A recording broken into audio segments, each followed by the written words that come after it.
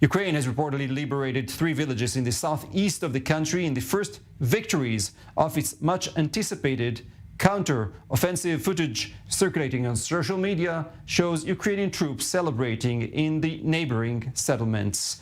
Now, for more on this story, let's take you straight to Ukraine. Thomas Much, journalist in Kyiv, is standing by for us. Thomas, thank you for being with us. First, break down the latest developments, a counter-offensive of Ukraine at these very hours.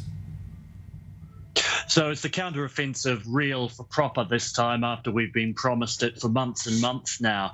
But it is still slow and early goings. While the Ukrainians have made a few localized advances in Donetsk and liberated a few towns, they aren't yet at the first line of really serious prepared Russian defenses, which include huge minefields, barbed wire, tank traps. So these are promising early signs, but the real test for the Ukrainian armed forces is still to come, probably about 10 to 20 kilometers further into Russian-controlled territory.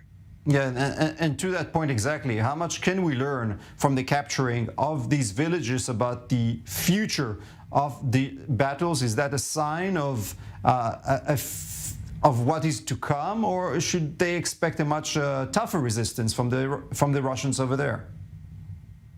So there's 2 counteroffensives in this war's history to look at. The first is the counteroffensive in Kharkiv last year, which took almost everybody by surprise, and the Ukrainians were able to capture huge swaths of territory in a very short amount of time. The second one was the attack towards Kherson city, which was much slower, much more grinding, much more attritional. And it looks like this counteroffensive, if it's successful, will look more like the second one. A lot of small attacks against defended positions that gradually makes more and more territory. However, we should also remember that the Ukrainians have captured about as much territory already in this counteroffensive as the Russians managed to capture over months of advancements on Bakhmut.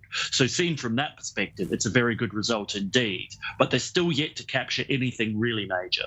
Yes, and regardless of these recent developments, what is certainly very clear is that there is still no end in sight for this war, as the fighting continues on so many various fronts, and so many civilians are being hurt by this ongoing situation. Thomas Much in Kyiv, we want to thank you for your insight.